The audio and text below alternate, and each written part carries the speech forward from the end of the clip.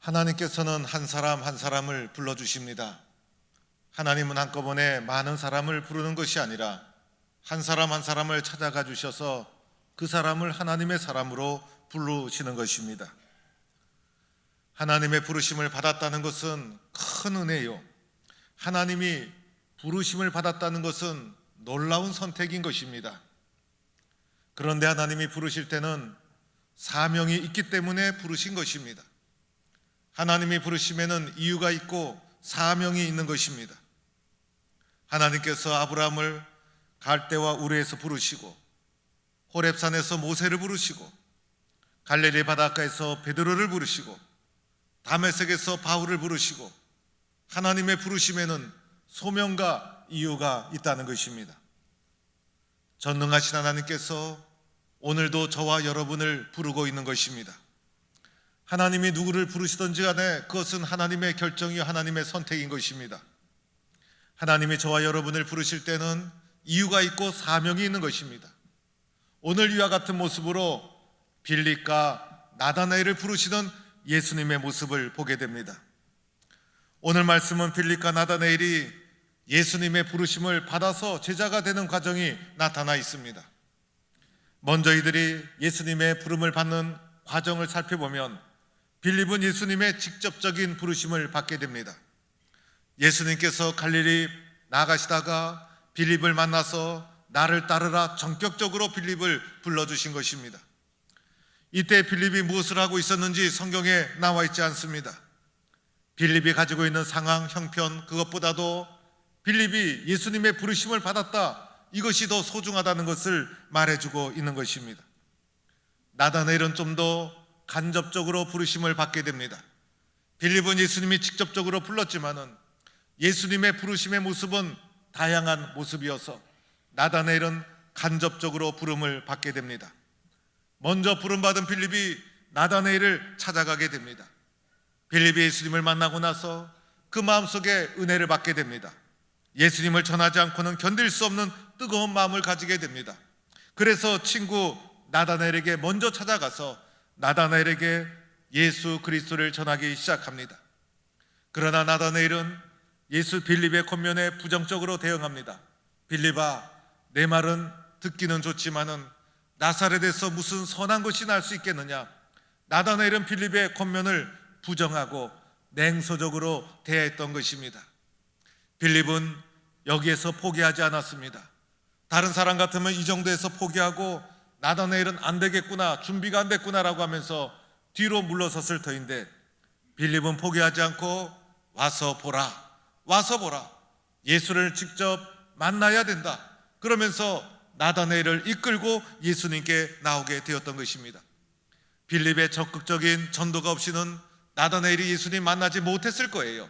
그래서 예수님이 나다나엘을 만나게 된 것이고, 나다나엘은 빌립과 예수님의 간접적인 합동작전에 의해서 예수를 만나게 되었던 것이죠. 빌립과 나다나엘의 성격은 또한 어떠했을까? 빌립은 의외로 합리적이고 이성적이고 계산적인 사람이었어요. 분석적이고 수학적인 머리를 가지고 있었던 사람이 빌립이었습니다. 요한복음 6장에 보면 벳세다 들판에서 예수님이 5,000명을 먹이시는 기적이 나오고 있어요. 그런데 이때 예수님께서 그 수많은 5,000명을 보고 걱정이 되어서 빌립에게 이렇게 물어봅니다. 빌립아, 우리가 어디서 떡을 구해다가 이 수많은 사람을 먹일 수 있겠느냐? 이것을 빌립에게 물어본 것은 빌립이야말로 명석한 사람이라는 것을 예수님이 인정했다는 것입니다. 이 말씀을 들은 빌립이 예수님께 이렇게 말합니다. 각 사람에게 조금씩 떡을 받게 할지라도 200데나리온의 떡이 부족하리이다. 빌립은 예수님의 말씀을 듣자마자 5,000명을 먹이기 위해서는 얼만큼의 떡이 필요하고 얼만큼의 떡이 필요하기 위해서는 비용이 어느 정도 든다는 계산을 탁월하게 해내고 말았다는 것입니다. 수학적인 계산 능력과 상황을 분석하는 분석력, 합리적이고 이성적인 사람. 그래서 빌립이 예수님이 나를 따르라 했을 때 즉각적으로 따르게 되었지만은 빌립은 결코 충동적인 사람이 아니라 합리적이고 분석적인 사람이 바로 빌립이었다는 것입니다. 반면에 나다나엘은 어떤 사람이었을까? 나다나엘은 순수하고 정직한 사람이었어요. 나다나엘이 예수님께 오셨을 때 예수님이 나다나엘을 보자마자 뭐라고 말합니까? 보라, 참으로 이스라엘 사람이라 그 속에 간사한 것이 없도다. 나다나엘의 마음속에 간사한 것이 없다고 예수님이 인정한 사람이었습니다. 나다나엘의 마음속에 간사한 것이 없다는 것은 거짓이 없다는 것이었어요. 그래서 나다나엘은 순수한 정직한 사람이었던 것이고, 이러한 심령의 마음이 있었기 때문에 예수님의 부르심에 정직하게 응답할 수가 있었다는 것입니다. 예수님의 부름에 대한 반응은 또한 어떠했을까? 빌립은 즉각적으로 반응한 사람이었어요. 예수님께서 빌립을 나를 따르라 전격적으로 부르셨을 때 그 부름을 듣고 빌립은 판단이 빠른 사람이었어요. 그래서 즉각적으로 예수님을 따라 나서게 됩니다. 오늘 말씀에 보면 빌립이 예수님을 즉각적으로 따랐다 이렇게 표현되어 있지 않아요. 그러나 베드로처럼 마태처럼 여러 가지 상황을 보면 이 또한 빌립도 예수님이 부르실 때 즉각적으로 응답해서 따름으로 제자가 되었다는 것입니다. 그런데 나다나엘은 빌립처럼 순종하지 못했습니다. 점진적인 과정을 거치게 됩니다. 우리도 예수 믿는 과정 속에 즉각적으로 결단한 사람이 있는가 하면 오랜 시간이 걸리면서 점진적으로 예수님을 만나는 사람이 있더라는 것입니다. 그래서 나다나엘은 맨 처음에는 나사렛에서 무슨 선한 것이 날 수 있겠느냐, 나름대로 자기 생각, 자기 철학, 그리고 자기 고집이 있었던 사람이었어요. 나다나엘은 조용한 사람이었어요. 그리고 나다나엘은 묵상과 명상과 글 읽기를 즐겨하는 사람이었어요. 우리 가운데서도 보면 조용한 사람, 그러면서도 학식이 있는 사람, 이런 사람이 의외로 고집이 세다는 것을 여러분이 알 수 있지 않습니까? 그래서 나다나엘이 일종의 석고집이 강한 사람이었어요. 그래서 나름대로 생각을 가지고 나사렛에서 무슨 선한 것이 날 수 있겠느냐, 빌립의 말을 한마디로 일축해 버리고 말았다는 것입니다. 그러나 빌립은 더 적극적인 사람이었죠. 와서 보라 라고 하면서 나다나엘을 이끌어가게 되고, 이런 과정을 통해서 나다나엘의 고집이 무너지고 점진적인 과정을 통해서 예수님을 인격적으로 경험하게 되었다는 것입니다. 빌립은요, 동적인 사람이었고 사람을 좋아하는 사람이었고 관계 중심의 사람이었어요. 그래서 빌립은 부지런한 사람이었고 사람 만나는 것을 좋아했어요. 그래서 사람과 사람 사이를 연결하는 사람이 바로 빌립이었어요. 그래서 오늘도 복음을 듣자마자 친구 나다나엘에게 달려갔어요. 여러분, 이것도 쉬운 것이 아니었잖아요. 그런데 사람을 좋아하고 관계를 좋아하고, 그래서 빌립은 먼저 나다나엘에게 찾아가서 예수 그리스도를 전하게 됩니다. 요한복음 12장에 보면 예수님을 찾아오는 사람이 예수님께 직접 갈 수가 없어서 빌립을 찾아갑니다. 빌립 제자님, 저를 예수님께 만나게 해주세요. 그러자 빌립이 그 사람을 데리고 안드레에게 소개를 해서 예수님을 만나도록 안내하는 역할을 하게 됩니다. 이와 같이 빌립은 의외로 동적인 사람, 관계 중심의 사람, 사람을 좋아하는 사람이 바로 빌립이었다는 거예요. 나다나엘은 어떠한 사람이었을까? 나다나엘은 빌립에 비해서 수동적이었어요. 그리고 정적인 사람이라 할 수가 있는 것이었어요. 혼자 있는 것을 즐기는 사람, 다른 사람이 와라 해야 끌려가는 사람, 이런 수동적인 사람이 나다나엘이었다는 것입니다. 예수님의 제자들을 보면 참으로 다양한 사람이었어요.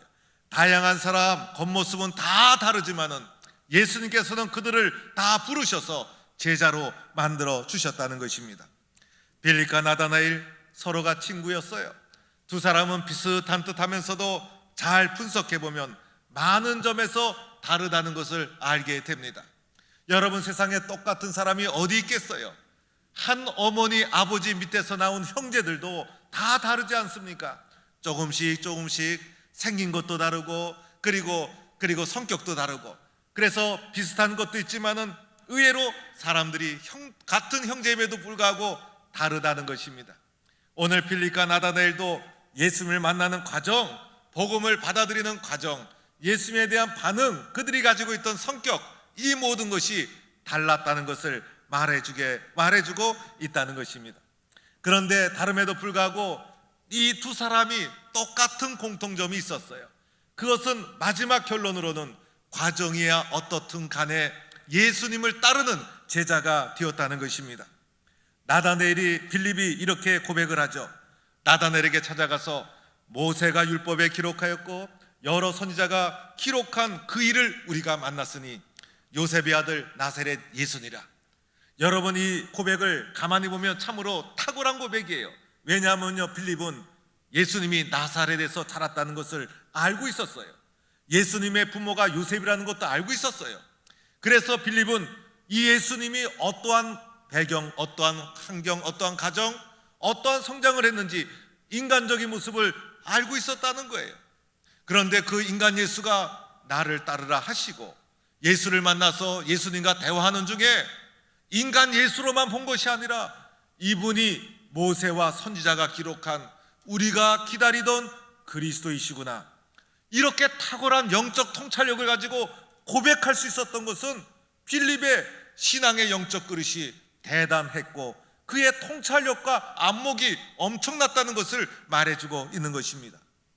그뿐만 아니라 이것을 확신해서 나다나엘을 찾아갔잖아요. 그래서 나다나엘에게 자신의 신앙을 고백하지 않습니까? 이것이 짧은 시간에 일어나고 있더라는 것입니다. 나다나엘은 또 어땠어요? 예수를 점진적인 과정 통해서 믿게 되었지만은 나중에 뭐라고 말합니까? 랍비여, 당신은 하나님의 아들이시여 당신은 이스라엘의 임금이로소이다. 이렇게 훌륭한 고백을 하게 됩니다. 점진적인 과정을 거쳤지만은 결국은 예수님에 대해서 당신은 하나님의 아들입니다. 얼마나 성숙한 고백입니까? 우리는 베드로의 신앙 고백만 기억하고 있는데 그 전에 먼저 초기부터 빌립과 나다나엘의 예수님에 대한 이런 훌륭한 고백이 있었다는 것입니다. 빌립과 나다나엘 완전히 서로가 다른 사람이었어요. 비록 두 사람이 친구였지만은 부름받는 가정, 가지고 있는 기질, 성격, 그 모든 것이 달랐지만은 결국은 다름에도 불구하고 이 다른 두 사람을 예수님은 제자로 부르셔서 이 사람들은 예수님에 대한 신앙의 바른 고백을 가지고 제자가 되는 영광스러운 일이 일어나게 되었던 것입니다. 사랑하는 성도 여러분, 우리는 이 두 사람이 달랐던 이 두 사람이 어떻게 이렇게 훌륭한 제자로 부름을 받게 되었을까? 오늘 이 자리에 있는 우리들도 모두가 다른 사람들이 앉아 있는 거예요. 예수님은 같은 사람을 부르는 것이 아니죠. 예수님은 어떤 사람을 부르실 때 나름대로 예수님은 기준을 가지고 그 사람을 부르는 것이 아니에요. 다양함에도 불구하고 우리의 형편, 우리의 기질, 우리의 성격, 우리의 과거 묻지 않으시고 주님은 다 불러주시고 있는 것이에요. 예수님께서 빌립과 나다나엘 다름에도 불구하고 그들이 부름을 받았던 공통적인 요소가 마음속에 있었어요. 그것은 그들 속에, 그들 내면 속에, 그들의 마음 속에 영적인 은혜를 사모하는, 갈망하는 마음이 있었기 때문이었어요. 그래서 주님은 그것을 보신 거예요. 그런 마음이 있었기 때문에 주님의 부르심에 응답할 수가 있었다는 거예요. 빌립이요, 활동적인 사람, 동적인 사람, 분석적인 사람, 이성적인 사람이 그의 모습의 모두가 아니었어요. 요한복음 14장에 가보면요, 예수님께서 사랑하는 제자들을 모아놓고 고별 설교를 합니다. 십자가를 지시기 전에 예수님께서 제자들 앞에 고별 설교를 해요. 내가 십자가를 지고 이제 고통을 받고 구원을 완성하고 아버지께로 갈 날이 다가왔는데, 사랑하는 제자들에게 유언과 같은 고별 설교를 합니다. 그때 예수님께서 하신 말씀이 이런 말씀이었어요. 내가 곧 길이요 진리요 생명이니 나로 말미암지 않고는 아버지께로 올 자가 없느니라. 아버지께로 올 자가 없느니라. 이 말씀 속에는 예수님이 이제 십자가의 죽음을 겪으시고 아버지께로 가게 되는데, 그 아버지께로 올 때는 예수님께서 내가 곧 길이요 진리요 생명이니 나를 통하지 않고는 아버지께로 올 수 없다는 이 기독론적인 소중한 말씀을 해주신 거예요. 그리고 나서 하시는 말씀이 너희가 나를 알았더라면 내 아버지도 알았으리라. 이제부터는 너희가 그를 알았고 또 보았느니라. 이렇게 제자들에게 심오하면서도 알 듯 모를 듯한 말씀을 해주셨어요. 아마 제자들이 이 말씀을 듣고 안 사람도 있었고 어리어리한 사람도 있었고 그랬을 거예요. 그러나 마지막 고별 설교였기 때문에 분위기는요, 긴장감도 있었고 예수님이 무슨 말씀을 하시나 사람들이 간절함도 있었고 불안도 있었고, 여러 모습이 교차하는 가운데 예수님의 말씀을 듣고 있을 그때에 빌립이 예수님께 한마디 합니다. 빌립이 제자로서의 사역을 하는 중에 예수님께 한 성경에 남아있는 유일한 말씀이에요. 빌립이 뭐라고 말합니까? 예수님, 아버지를 우리에게 보여주소서. 그리하면 족하겠나이다. 예수님의 말귀를 빌립이 완전히 이해하지 못했지만은 빌립이 예수의 말씀을 어느 정도 이해하고 예수님께 말합니다. 주님, 아버지를 보여주세요. 아버지를 만나고 싶어요. 그러면 제 마음이 시원하겠습니다. 빌립의 마음속에 아버지 하나님을 만나고 싶은 영적 갈망하는 마음이 뜨겁게 흐르고 있었다는 것을 말해주고 있는 것이에요. 빌립의 겉모습 동적이고 활동적이었어요. 그러나 그것이 빌립의 모든 것이 아니었다는 거예요. 그의 심령 속에 아버지 하나님을 만나고 싶은 갈망하는 마음이 있었기 때문에 주님은 그것을 보시고 그를 제자로 불러주셨다는 거예요. 나다나엘은 어떠했습니까? 나다나엘은 이렇게 얘기합니다. 예수님께서 나다나엘에게 내가 무화과 나무 아래에 있을 때에 보았노라.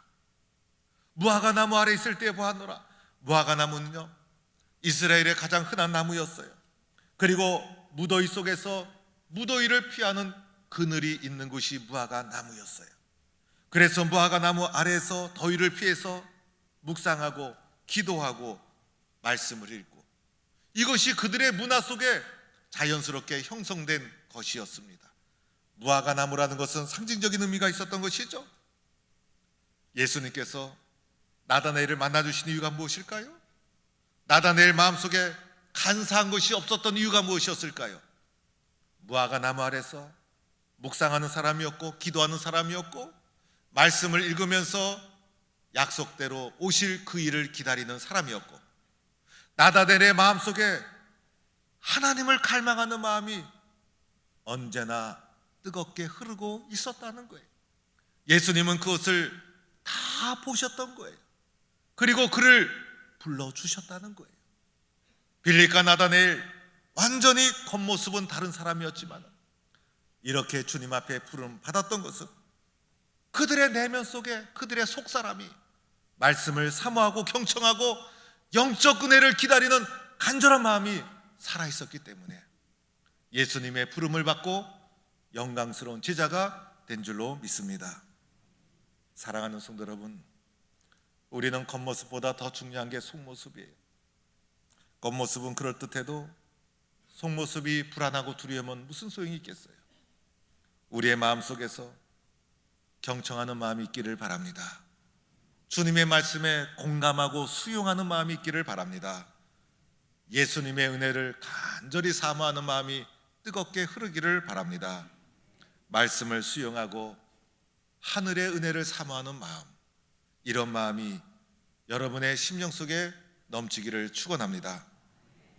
신앙이라는 것은 마음이 바뀌는 거예요. 속사람이 바뀌는 거예요. 겉모습은 다 다를 수가 있어요. 그리고 우리가 가지고 있는 기질과 성격도 다를 수가 있어요. 베드로가 달랐고 바울이 달랐고 빌립이 달랐고 마태가 달랐고 나다나엘이 달랐어요. 그러나 그들의 마음속에 공통적으로 흐르는 요소가 있었죠. 우리의 속에는 하나님을 갈망하는 마음이 있었다는 거예요. 신앙의 길은 나의 내면의 세계가 말씀으로 치유받고 나의 내면 속에서 예수가 그리스도라는 확신과 믿음을 가지고, 그리고 내면이 풍성해지고 내면에서 은혜가 채워지고, 그래서 믿음의 길은 바로 속사람 내면의 문제에 덜하는 것입니다. 우리는 신앙의 길을 걸어가면서 겉사람에 치중할 때가 있어요. 겉에 보이는 모습, 겉에 보이는 외면의 모습, 겉모습을 잘 꾸미고 겉모습에 치중하고, 그리고 세상의 명예와 권력과 물질로 나의 모습을 덧칠하고, 그러나 그것보다 더 중요한 것은 내 마음속에 진실로 오늘도 예수님을 만나 그분의 길을 함께 걸어가고 있는가? 주님의 은혜를 내 마음속에 풍성히 넘치고 있는가? 오늘도 주님은 나를 향해 물어보실 것입니다.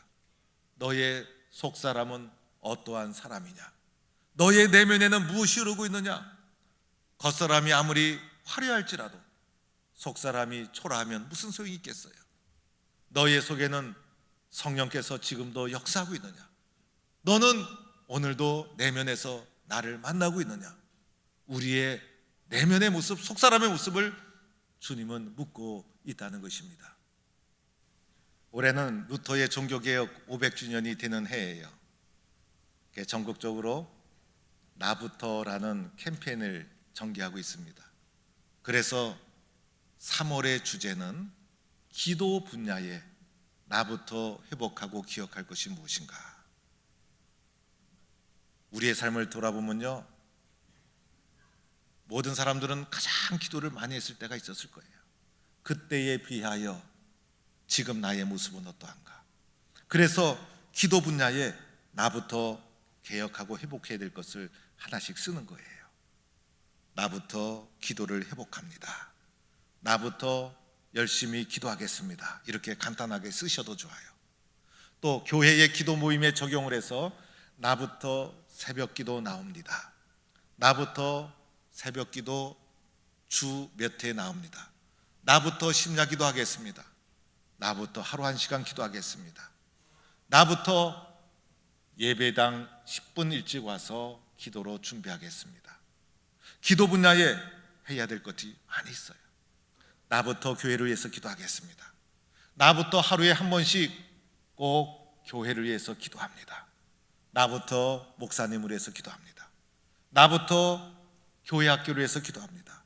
나부터 기도의 회복을 하겠습니다. 나부터 기도의 결단을 하는 것입니다. 그래서 속으로 다짐하는 거예요. 속으로. 이 다짐한 것을 글로 쓰지 않으면 결단이 되지 않아요. 그래서 오늘 로비에 쓸 수 있는 것을 다 준비해 놨어요. 그냥 가지 마시고 예배가 끝나고 나면 나가시면서 나부터 뭐뭐 합니다. 나부터 기도합니다. 한글을 쓰실 수 있는 분, 영어로 쓰셔도 괜찮아요. 여러분이 다 쓰셔서 하나씩 벽에 다 붙이세요.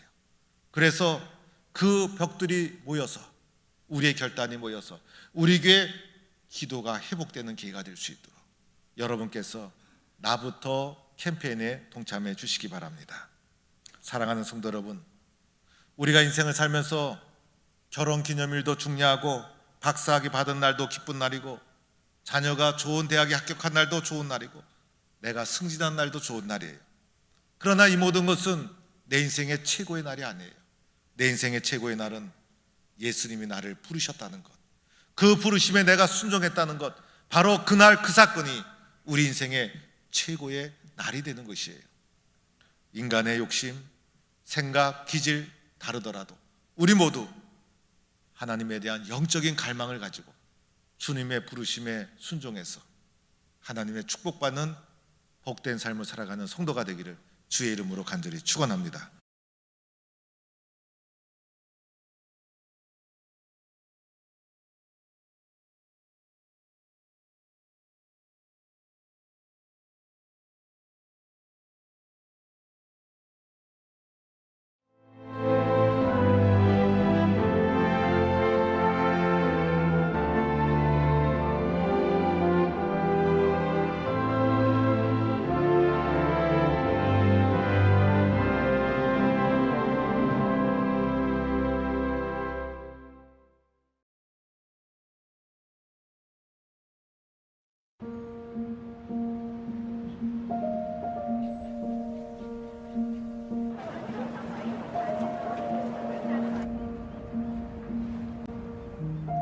너희는 다만 공의가 물처럼 흐르게 하고 정의가 마르지 않는 강처럼 흐르게 하여라.